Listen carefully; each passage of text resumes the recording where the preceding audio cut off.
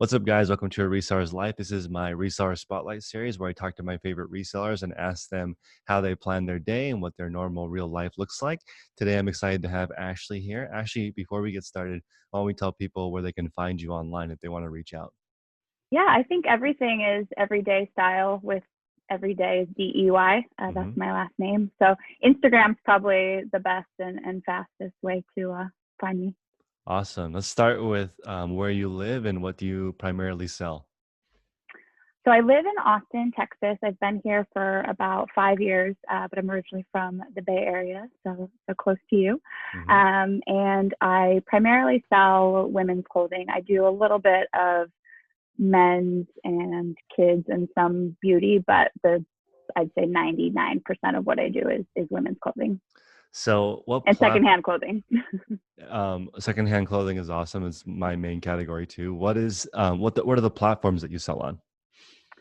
Primarily Poshmark. I've been on there since day one, hmm and I used to sell on eBay back in college and kind of got away from there. But now with all the tools and different cross listing things out there, I've jumped back into eBay and also a little bit of Mercari and kind of dabbled into Depop recently.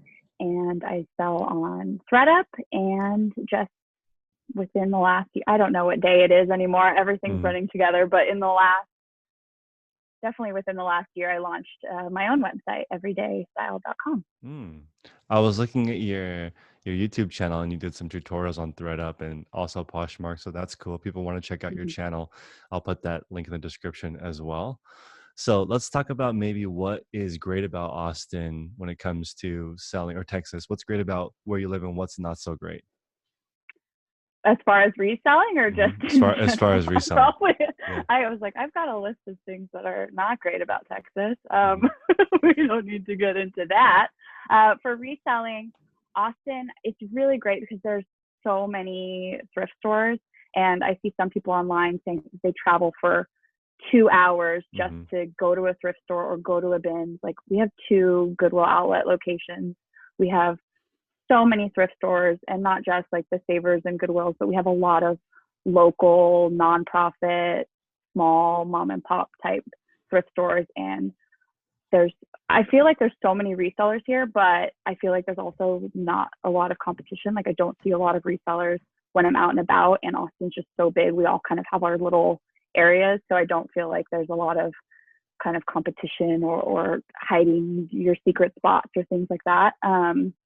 I think things that aren't so good, I do wish we had some better. We do have two bins, but I wish that they were a little bit better. I see some people's hauls in other parts of the country of the stuff hmm that they find, and I'm like, oh, I don't think we've ever had anything that good. So while we do have a lot of thrift stores, I do think some places I've seen might be a little bit better, but Makes sense. we've got enough stuff. It's still good.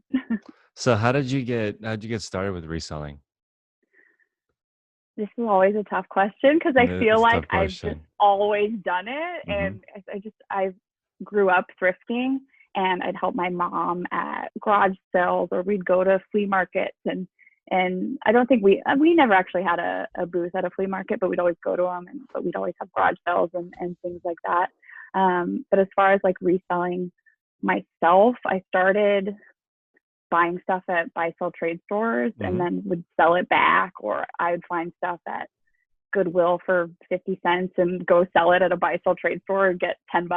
And I thought that was amazing. hmm Then in high school, I discovered eBay. I was really into filmmaking, and I wanted a little mini DV deck, and they were, I think, hundreds of dollars. And I found one on eBay, and I remember asking my dad for a check or money order, and like, what do you need a money order for? And I was like, I don't know how to get a money order. I want to buy this thing on eBay. What are you doing? And then so I bought it, and then when I wanted to upgrade, I asked if I could sell it because I couldn't make my own account. I was like, hey dad, will you hmm sell this for me on eBay? Someone's sending me a check and then we'll mail it to them.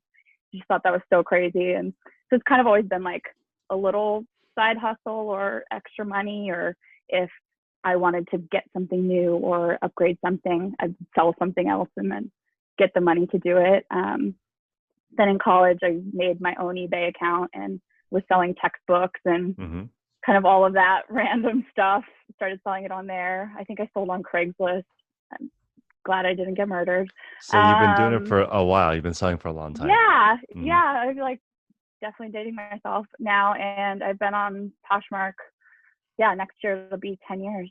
So that's That's kind an of when that's the awesome. progression in the last probably year and a half, it's been kind of, oh, this can be a business and not just Hmm. some side fun money, and kind of just started taking it a little more seriously probably the last like year and a half, almost 2 years. So let's talk about what is your objective with reselling? Is it something that you want to use as a primary income? Is it spending money? How do you approach that? I feel like it always had been kind of side money, Hmm.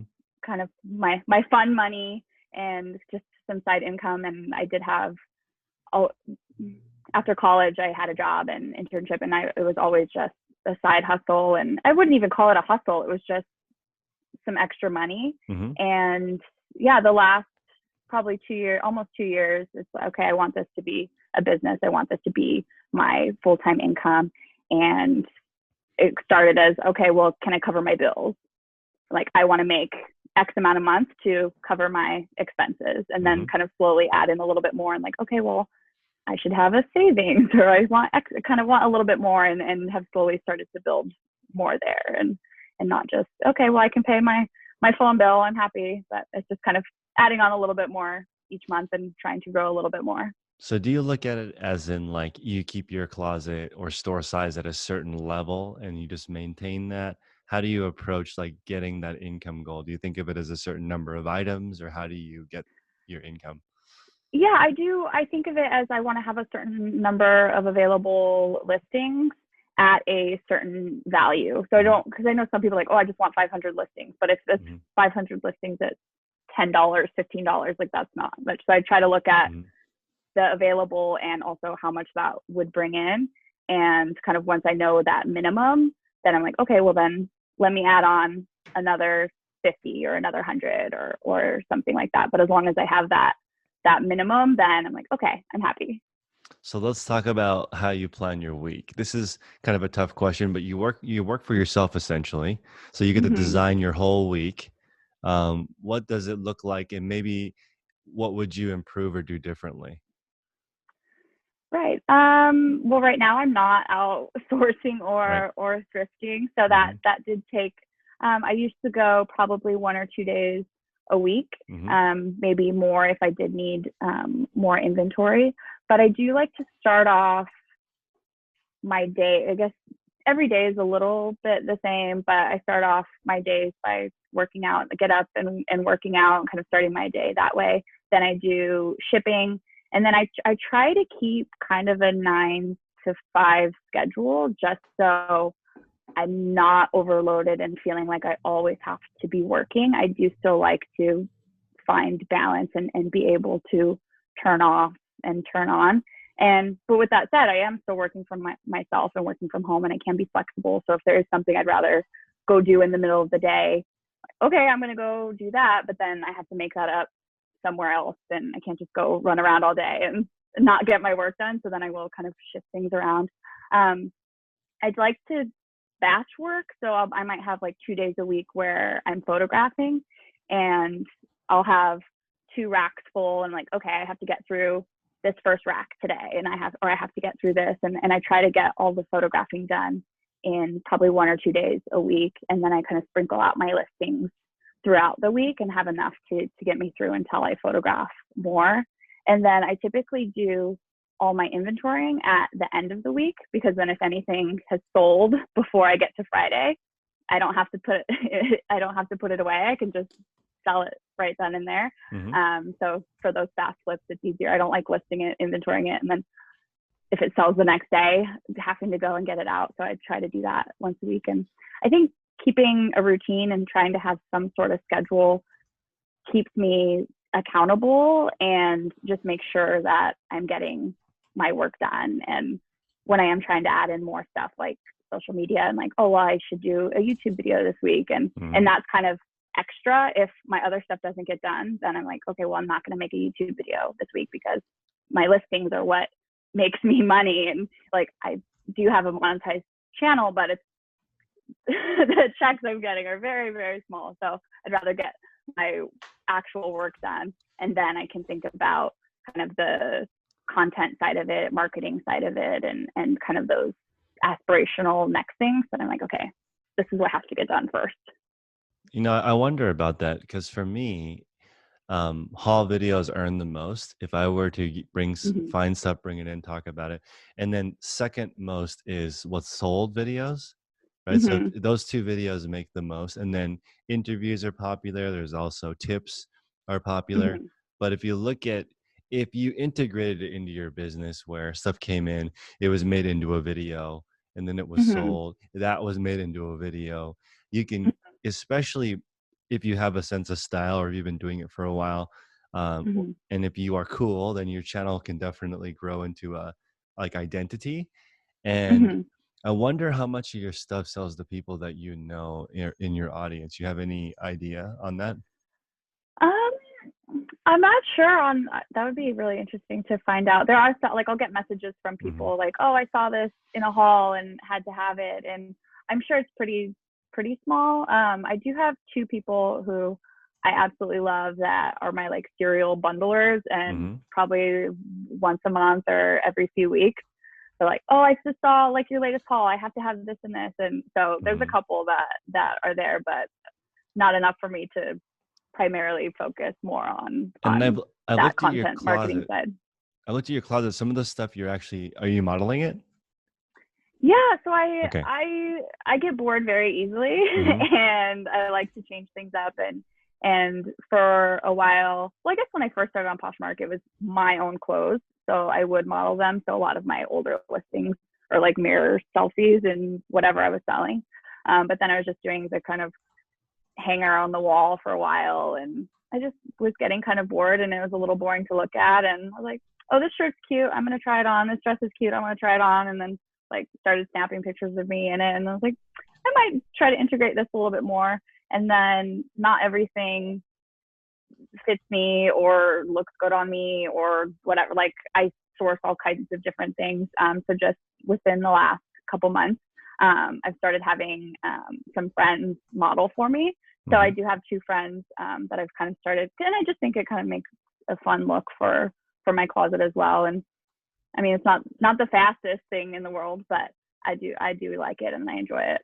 It can be. There's some closets where everything is modeled. It's pretty amazing. Mm-hmm. Like they have Mm-hmm. systems like extra small person will come in one day of the week or however you Mm-hmm. do it so that it's faster. But it's hard to do fast by yourself. Oh yeah. Do you have somebody helping you with this? No. When I move the model shots myself, it's my tripod and a Hmm. Bluetooth remote.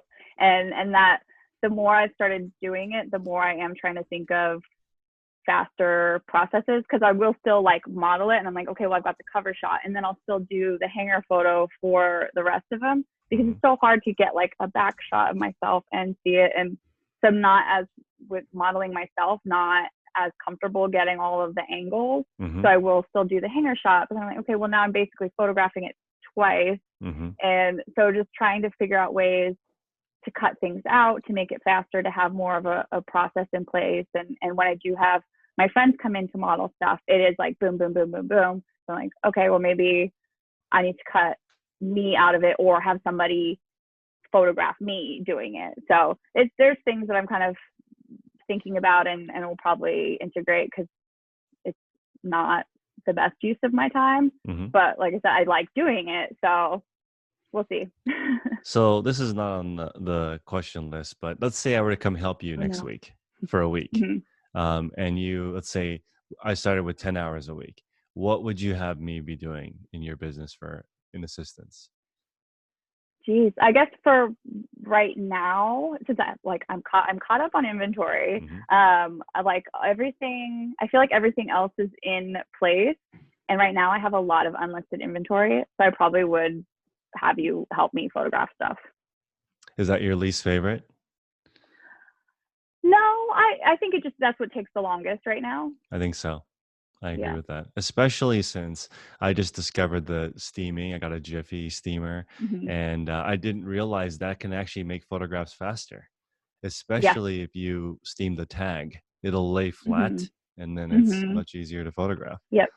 Oh, and I Um, also got for tags that won't quite stick down, I have that little, it looks like silly putty. It's mhm, blue.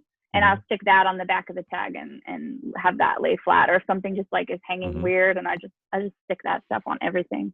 I'll also notice if you look at listings and you see the tag is perfectly center, it makes the Hmm. listing look more expensive versus if you Hmm. see crooked or if there's Yeah. wrinkles, things definitely Hmm. sell for different prices.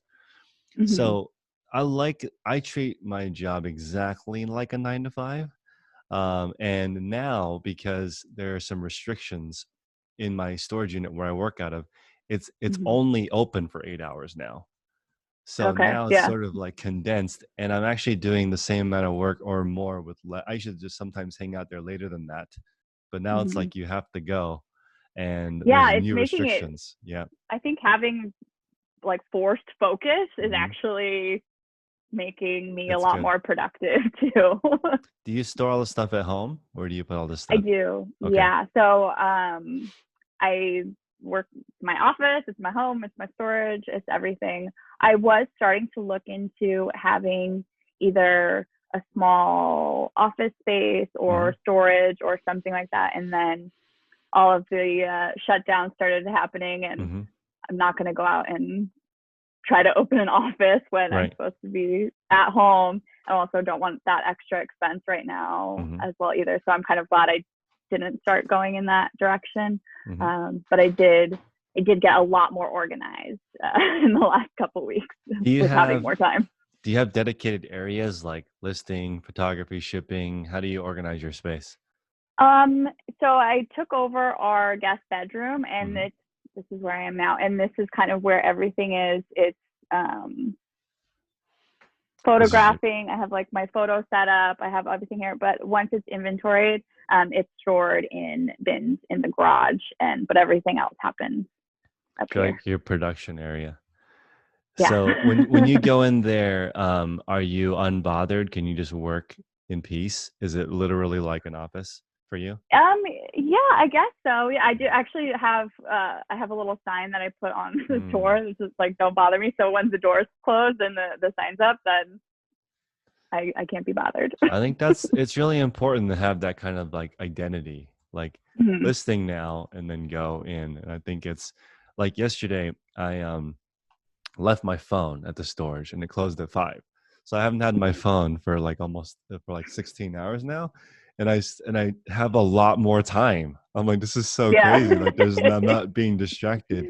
So Yeah. if you people don't like if they don't have the sign and they get interrupted even just a few times, that can Hmm. totally mess up your day, but you wouldn't even really notice. Yeah. Well, and I also like need to point out that I don't have children, so Hmm. it's a lot easier to not have other distractions or things like that. But I don't hang. It's like in my office, I don't hang out in here, so I know when I'm in here, it's time to work. And if I find Awesome. myself scrolling through my phone or doing something Hmm. kind of mindless, I stop myself immediately. And like when I'm in this room, I'm making money. Like scrolling on Instagram, as much as I love it, Hmm. that's not making me money. So I'm That's like, I right. can, Instagram time can be later in another room when I'm relaxing, but like this is my space to make money. So let's say a magician showed up, bought all your inventory, and it's gone, and now you get to start over. Is there anything that you would do differently now that you have the knowledge you have now, and you get to start completely fresh? I think I do think when you're starting out, it's really good to keep your inventory prices as low as possible Mm, because you are learning. And I think most people should start with their own closets or something that is could be even be donated to you if it's your family's closet or something like that, and then start thrifting. And I do think it's good to start at those like dollar sales or the bins and where things are just really inexpensive so you can learn what sells for you, what you like, what brands are good for your closet, what styles are good for your closet. But I think now I'm at the point where I don't need to buy something just because it's inexpensive. Like I know how much I can spend on something and how much I can make back on it. So I do still have a lot of stuff that I bought ages ago that was like, oh, well, it's $1. Oh, it's 50 cents. I'm just going to throw it in and I'm at the point now where I don't I don't need those things anymore, and it's actually more detrimental to my business to keep listing those things and selling them for $10 when I have stuff that I can sell for 30, 50, 100 plus dollars, and Hmm. have that my focus be more on the quality. And but yeah, I think it's good. I think it's good to start off with those cheap things just so you can learn and you're not investing a lot of money. That's actually really good advice because if you the key is to sell things. You can always Yeah. fix it so you sell better items or more expensive. Do you have like an average sale price you'd like to have in your store ideally? I do. Yeah, it kind of it fluctuates a little bit because sometimes I don't sometimes when I'm sourcing I don't have my business brain on. I have my, oh, this is fun, this is Mm-hmm. cute, and some things I just really like and I want to save them and have somebody have Mm-hmm. them and not end up in a landfill. So I'm not thinking, oh well, I'm going to leave this because I'll only make $10 off of it. I'll only make $15, and as long as that's not what I'm buying all the time, then Mm-hmm. it's fine. But I do like to sprinkle in some of those lower price point things, and I think that fashion and style and these things like should be for everybody. So I don't want to have like a luxe closet, and if I can get something at an amazing price, like sure it might take a few minutes to list it and I'll only make $10 off of it, but that can make somebody like really happy, and I'm kind of fine with having a lower price point on things because I don't know, everybody should have cool stuff. Do you have a listing goal each week? I do, and it's mostly just that to keep that average available listing or Mm-hmm. that number of available listings. So if I'm unless I've just sold a ton of stuff that week, I'm like, Mm-hmm. uh, okay, I don't need to list that. But like if I sold 100 things and I'm like, okay, well, if I can get half that, then I'll be fine. But I'm trying to stay somewhat accountable. I'm kind of lazy, so sometimes I'm I, like, I that's think close enough. I think it's perfectly fine to be lazy or to sell things for fun. But if you Yeah. can have, like, let's say, like you have 100 things going up each week that are sort of the bread and butter, Mhm. then you can spend the rest of your time doing stuff that's fun. I sold a Yeah. toilet seat and I think I made 50 cents, but I just Yeah. have never It's sold one fun. before and it's interesting. And it was Yeah. orange. And I'm like, this Yeah. somebody should have this, right? It's a new orange toilet seat. Someone's going to buy it. How much did And you sell it for? I think $30. That's It was awesome. awkward though, because it was heavy and it was not it was like a heavy porcelain orange toilet seat. And if it was a different color, it would have been easier to sell. Yeah. But again, that's like that. Your business should not be built on that kind of stuff because it's too No, oh funky. no, I agree. Yeah, But I do like yeah. just kind of those fun weird things, or it might not be a big flip, but yeah, it also makes for a great story. Now Yeah, it you've makes for a great story. told us what to see.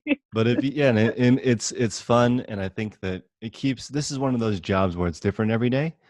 And if Mhm. you don't do stuff like that, then it becomes the same every day. You start hearing people dreading Mhm. the job that they pick for themselves. Yeah, and I since I have been doing it for so long and there are so many different aspects to it, like I don't want it to ever be boring, and Mhm. I don't want to be bored, and I don't want to get burned out. Like I'm not a like hustle all day type of person, or I'm like, Mhm. okay, I've got what I need, I've got my bills paid, I've got this, okay, let's have fun with this. I mean that's probably not the best like business mindset, but I want to enjoy it, and I do want it to continue to be my business and not totally crash and burn in 9 months, which I've seen plenty of people do. Well, as someone who's thrifted your whole life, that's gonna make you naturally a frugal person. So Hmm. if you Yeah. are frugal and you're good at thrifting, you don't need that. Like people's overheads is really low. You Yeah. don't seem like a um, overspender type person. So with the Yeah. low overhead, then you can mix in lifestyle, and Hmm. you don't have 4 kids. You don't have Right. a BMW. I don't know if you do, but a brand new one. I don't know. I'm just saying, like, it doesn't But seem like you're Mini so Cooper. Mini Cooper. There you go. So yeah, but it could be like, your overhead seems pretty low. So let's talk about what's a perfect Saturday for you. Oh, geez. Sleeping in because Hmm. I get up early during the week and Hmm. work out in the morning. So I do like to sleep in, and sleeping in for me is like 9 or 10. So I know that's Hmm. not super late, but sleeping in, cup of coffee in bed, Hmm. then sitting outside. We're in the process of cleaning and kind of redoing our back deck and patio. And now Hmm. that it's coming into spring, it's so nice outside. Like Hmm. just sitting out there in the morning and just enjoying life and sitting out there with the dogs and kind of like, I don't know, I just want to read in a hammock and relax. I think like during the week it's kind of go go go, and my husband works full time, and that's just kind of our time to just kind of do nothing and be okay with doing nothing. It's Do really you nice. do you guys have any air pollution where you live? We do cedar is what is and the allergies are what Mm. gets us out here more than pollution. The reason I ask is I mean, there's not that much pollution here, but right now the sky is Mhm. so blue because there's no one driving, Yeah. and Oh, it's mhm. beautiful right now. It's really nice, and I didn't even think that that's a part of it as well. But yeah, it's really nice out right now, and I'd love to see what LA looks like right now. I have been walking around with a mask, and Hmm. I have allergies, and I don't anymore because it blocks it. I can't Well, believe that yeah. that actually affects it. Yeah, I've been So, getting I started getting allergy injections, mhm, which is venom because I'm allergic to everything, and we have every type of pollen, grass, tree, whatever here. mhm, And the first the first couple of years I was here, it wasn't that bad, and the last year just sinus everything, like they call it like cedar fever. mhm. So I've been getting that under control. But yeah, the mask has definitely been helping with the allergies too when I'm outside. I think what you have done, I always talk about my favorite tip as I'm interviewing people and getting some ideas, is that the accountability that you've made for yourself is like ritual based. Hmm. In that way, you don't have to, if you don't have anything built in, like I'm going to work now, Hmm. and then you have the workout in the morning. Is that yoga, or what do you do in the morning? A little bit of everything. I have a subscription to Les Mills on Okay. demand because Mm-hmm. I used to do their workouts at our YMCA. Mm-hmm. But I am a home. I shouldn't say I like being a homebody because now I'm like forced Mm-hmm. to be one. But I've been working out at home. They have we bought spin bikes, so they have a spin class. Mm-hmm. And this morning I did body pump, which is like weight training, and they do Mm-hmm. have yoga. They have dance classes. Now I sound like I'm like trying to sell that. Not an affiliate or sponsored by Mm-hmm. Les Mills, but I do love their workouts. And similar to my life and job and career, I like doing different things and doing different stuff. So I don't think I could do like just one type of workout all the time. So I do like that there's variety, and also that helps with going back to routine. Like That's Mondays right. I like the dance class, and Mm-hmm. Wednesdays I like doing body pump, and like I like ending the week with the yoga class, and that kind of builds into to having more of a routine as well. Did you do it this morning? I did body pump, so I did weight training. So I'm into it now because my wife, I'm doing like Pilates, I'm doing body weight stuff, and Yeah. it's like, and I'm in a great mood. So I can see it Hmm. carries on into the ritual, Oh, and and you it just just get gives me used to so it. much more energy Yeah, too. And yeah, I still have my protein shake next to me. yeah. It's So I really enjoy it. I think that a lot of resellers, it's sometimes difficult to stay in shape. But if you have that routine, keeps you Hmm. accountable, you get into the flow. And I feel like Hmm. most of your day is almost already planned for you. And you also plan to be done with work, Hmm. which is important. And, you know, Yeah. being able to, because that, I think that sometimes resellers don't ever turn it off. They're sort of kind of working all day. Yeah, I for at least probably like 2 hours in the evening, like I'm not even looking at my phone. Like doesn't matter. Anything can wait a couple hours.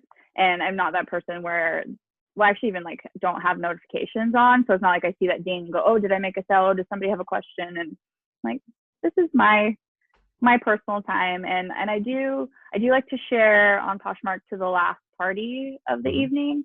But I don't do that every night. And yeah, I'd like to still be able to enjoy my life. And that's one reason why I do want to work for myself, is to have the time and ability to have my own schedule. And yeah, I don't want to be working all the time. So, second to last question. This one's not too tough, and thank you again for taking the time to talk to me. Yeah. I want Thanks for having to me. I want to talk about your reseller crew, because I got to meet you at Posh Fest, and you also Yeah.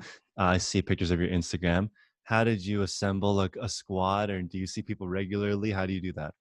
Yeah, so here in Austin, I do have a lot of reseller friends, and I actually met all of them at a Posh and Sip Hmm. that I can't remember who hosted it now. Somebody hosted it, and I came across it online. I was like, oh, I'd like to meet some more people like me, and Hmm. especially people in Austin. And like working from home, it can get very lonely, and you can have your internet friends, but it's nice to get together with Hmm. people. And so I met a bunch of really awesome people there. And after that event, one of the people there, Julie, made a Facebook group and added all of us to it. And I think now it's like over 200 people in the group. And All um, local? yeah, just all in Austin. Wow. There's a few that are kind of like Austin area, Hmm. but all close by. And then there's also a San Antonio group that I met when I went to one of their Posh and Sips, because they're Hmm. only about an hour and a half away. So I was like, oh, I'll go check out San Antonio. And so I have a bunch of friends there too. And there's a group of probably, I'd say at least a dozen of us that like get together pretty regularly. And then I have kind of an even smaller group of about 4 or 5 of us that like we'll have puzzle night, and like not even just like reselling or Poshmark related things, like, but we'll get together like, well, let's go meet together for a happy hour. Or Hmm. and then a couple girls that like, let's go, we're probably thrifting together once or twice a week, starting from like, let's go work out of the library for a day. And Hmm. also having that kind of accountability of like, okay, well, once I list all these things, we can go sourcing together. Or let's all go work at the library or go work at a cafe and get all of our listings done. Or kind of having it's more like a coworker kind of, which is also really nice. But there's a lot of really great people here, so I was That glad to meet them. that's the part I miss most about regular jobs. Just having Yeah. a work crew, happy hour, Hmm. and also you mentioned the accountability. When you work in an office setting, you're supposed to get work done. That's like they Yeah. expect you to do things. So when you work for yourself, Have deadlines. you have deadlines, and I love that you set up these little. It's almost like a reward if I do. Hmm. Like let's say you have a Friday meet up at a coffee shop and do your accounting together. That Hmm. habit is so awesome. If you could Yeah. make sure that you do it, then it's going to carry Hmm. you really Yeah, one of my friends, she's like, I'm gonna come over and we're gonna do our taxes. I was like, okay, done, perfect. let's do it. Right. That's Yeah. no brainer. Awesome. So now I always save the hardest question for the end. What one thing do you think you could do for your business that would improve it the most? If you focused on it for, let's say, 6 months, one thing, what would it be? I think, well, I mean, hmm, it would probably be more of just like being more process driven. Hmm. Because I feel like I've slowly incorporated these things. Like I didn't have an inventory system for the longest time, and it was Hmm. just stuff hanging up in my closet. And so I was like, okay, I need an inventory system.